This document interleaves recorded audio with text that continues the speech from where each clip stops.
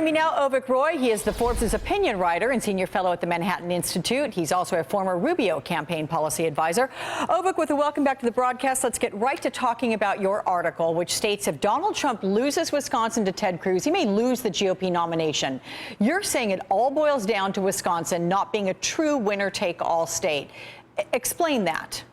Yeah, so the way it's going to work in Wisconsin is that if the polls hold up and Ted Cruz wins by 5 to 10%, he'll get a majority of the delegates in Wisconsin, whereas maybe a month ago, a lot of people predicted that Trump would get those delegates. And when you map it out going forward, if you look at the polls where they are today, in those states that still have to vote, Trump will fall short of the 1,237 delegates he needs to win that nomination on the first ballot. And as you've reported, as so many people have reported, if he doesn't win that nomination on the first ballot, a lot of mainstream Republicans, a lot of mainstream conservatives are probably going to vote for Cruz or someone else in the second ballot, and Trump will not be the nominee of the Republican Party. So, Avik, at what point do you think we are going to know Trump's fate going into the convention?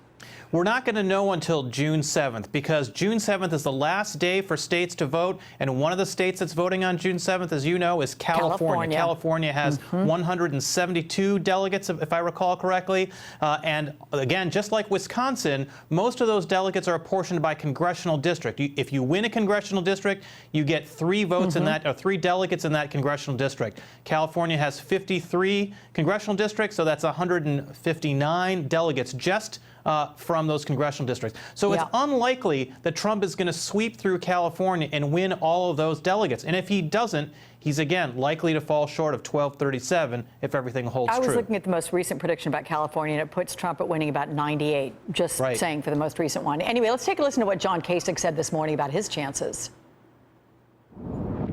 38% of the people in Wisconsin have no opinion of me. They still have not heard much about me, which shows that we have so much room to grow. And we're concentrated in those areas where we think we can do well. And we are very excited about heading to New York, where I've learned not to eat pizza with a fork. Which he did because he said it was too hot, but he's adding a bit of levity there. Realistically, though, Avik, is he being, I guess, right on and sane about his chances there?